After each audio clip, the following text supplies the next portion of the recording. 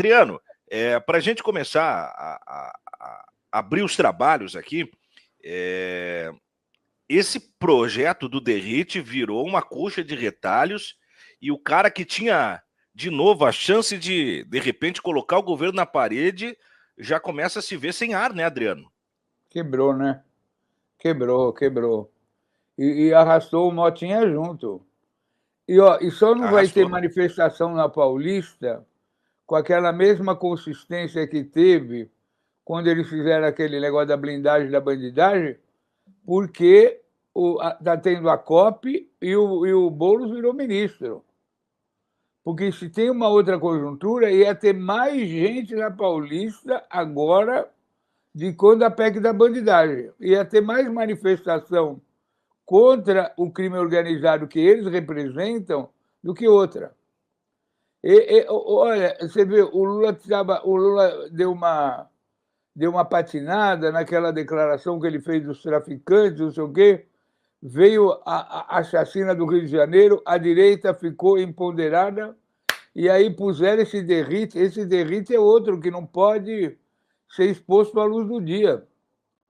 E explicando, falando com aquela cara de fascista que ele tem, que ele é um matador aqui de São Paulo, da Rota, eles quebraram de novo. Quebraram a cara.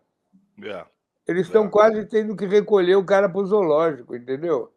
Eu sempre digo, esses caras, à luz do dia, eles não resistem. Aquele cercadinho que eles fizeram, que estava a Bia Kicis, o Pastorzão lá no fundo, o Motinha, e o Derrite tentando explicar, como se fosse um estagiário de academia militar, aquilo lá é o Brasil fascista. É o Brasil fascista, é o Brasil integralista. Os caras porque as pessoas não sabem o que acontece aqui em São Paulo com o capitão Tarcísio. Ele transformou a Secretaria de Segurança Pública em clube de tiro. Matadores profissionais, chacinas. Né? Aí, como ele estava por trás de toda a articulação do Rio de Janeiro, inclusive para ele voltar com a candidatura dele, junto com Castro, ele pôs o Derrite. O Derrite não aguenta a luz do dia. Aguenta a luz do dia. Entendeu? Nem o vice-prefeito de São Paulo, o outro, Melo, que é outro matador profissional. Isso é São Paulo, isso é São Paulo, que virou São Paulo agora. Entendeu? Aliás, eu acho que é uma grande oportunidade, né, Adriano, de usar desse episódio para fortalecer cada vez mais o discurso da esquerda sobre o Derrite, sobre Tarcísio, sobre essa vinculação com o crime. O cara está fazendo uma força, olha, descomunal para tirar a Polícia Federal do encalço. Isso aí tem que ficar claro, Adriano. Mas lógico, sabe por que está atrás disso? As emendas parlamentares. Se você puser tirar a Polícia Federal, os deputados vão pôr dinheiro para que esses grupos de paramilitares atuem nas regiões que eles queiram, façam perseguições políticas, por aí afora. Por isso que eles não queriam a presença de nenhum organismo federal, porque aí a emenda, ninguém pode fazer emenda, se tiver... E eles foram abrir briga com a Polícia Federal. Porque eu assisti à entrevista do superintendente da Polícia Federal para a Globo News. Ele não economizou. Além de ele ter ficado quase 10 minutos no mar, ele falou: esse tipo de colocação é para que nós não investiguemos secretários, entendeu? Estado, finanças. Ele falou desse jeito, ele traduziu. Entendeu? Tirar a gente da investigação, aí só eles vão fazer a manipulação de verbas e isso, aquilo. Então, porque toda vez que você fala de improbidade, na política você pode fazer de tudo. Você só não pode apregoar a improbidade, o manejo de verbas. Por que esse menino Messias está sendo vetado para ir para o Supremo? Os caras falaram, já não chega um Flávio Dino, agora dois. Dois Flávio Dino? Eles vão mapear essas emendas parlamentares E os caras vão tudo para a cadeia. O percurso do dinheiro leva qualquer partido, para qualquer organização, para a morte. Para a morte. O que está por trás de toda essa discussão da participação da Polícia Federal e do governo federal é que o dinheiro não seja mapeado. Como circula o dinheiro, como circula a verba, como se compra armamentos, como se relaciona com clubes de tiro por aí afora. Como se relaciona com as milícias, no caso do Rio de Janeiro. É isso que está, é um poder econômico. Poder econômico, que vai gerar o poder político. Né? Agora, eles puseram um cara completamente despreparado.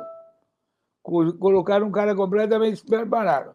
Aquele cara de quartel, branquinho, que nunca fez nenhum contencioso, que nunca fez nenhum debate político de tribuna, disso, daquilo, e o cara mal consegue organizar as ideias. Ele ficou 10 minutos tentando explicar o inexplicável. E ele tomou um baile do doutor Sarrufo, que foi procurador-geral do Estado de São Paulo, e daquele outro promotor estudioso, o sobrenome japonês, que é o cara que mais entende de Esquadrão da Morte, de Matador, dessa bandidagem toda aí. Né? Então, eles, desculpe a expressão, vou usar uma expressão kikoniana, eles ficaram com a bunda na janela. Desculpe a grosseria, para uma hora, essa hora que tem muita criança na sala, eles passaram vergonha. Entendeu? Ô, Adriano, por outro lado, o ex-presidente do INSS no governo Lula foi preso em operação da Polícia Federal, né? Além dele, há investigações aí que podem alcançar ex-ministro do Bolsonaro, mas teve aí, então, a Polícia Federal prendendo hoje pela manhã o Alessandro Stefanuto, que presidiu o INSS, e isso faz parte já da nova fase da Operação Sem Desconto, que investiga esse esquema, né, dos descontos associativos indevidos aplicados aos aposentados e pensionistas. O que impacta a prisão deste personagem e até onde isso pode alcançar, né? Olha, a gente tem aí uma CPMI que é um show dos horrores, é um circo sem graça, mas tem um resultado de investigação de Polícia Federal que é mais sério, né? Não, bom, já mudamos, vamos virar a página, então. Esse negócio do INSS, depois que eles apresentaram aqueles 3 Golden Boys, e depois que o Onyx Lorenzoni foi lá, foi completamente desmascarado. Agora, o fato da Polícia Federal ter prendido esse senhor que participou do governo Lula é uma prova inconteste que lá não tem partidarização política. É ruim para nós? Lógico que é ruim, é péssimo. Mas se o cara, embora não tenha feito nenhum desvio, ele pode ter participado de alguma permissividade, que seja investigado. E se ele não concluiu, ele vai sair dessa, vai se defender e vai esclarecer. Né? Então não tem essa apoplexia, porque, lógico, aquela CPMI lá, CPMI, a comissão mista, para ficar mais fácil, Câmara Federal e Senado, virou um show de horrores. Né? Então, e essas investigações irão até as últimas consequências. Não é à toa que já foi formatado um projeto que o Lula vai chegar da COP e vai discutir, que é a forma de pagamento e ressarcimento de todo o roubo que houve. E vai ter um problema de fluxo de caixa. Agora, mas você vai ver que a proporcionalidade do pessoal do período Bolsonaro e do grupo Bolsonaro em relação ao período atual vai ser de 8-2, 9-1 na proporcionalidade, entendeu? Agora, lógico que isso reforça a tese da autonomia que a Polícia Federal tem e deve ter. E deve ter. Por isso é que eles estão tão apavorados em querer tirar a Polícia Federal das investigações. Viu? Porque, lógico, aquele negócio lá na favela, aquilo foi um horror. Foi um horror. Mas o que acontece? Agora, com essa nova fase, que a Polícia Federal vai entrar na questão do crime organizado, você vai ver o organograma desses grandes caras que fazem a lavagem de dinheiro, que moram no exterior, no Paraguai, onde está o caixa, onde está o comando. O Garotinho deu uma entrevista outro dia, como se organiza o PCC e como se organiza Vai o falar comando. aqui amanhã, viu, Adriano? Amanhã estará Garotinho? comigo aqui, o Antônio Garotinho, contando tudo isso. Ô, Tiaguinho, você está ficando poderoso, hein? Que hora que o Garotinho vai estar aqui? Amanhã às 10h30.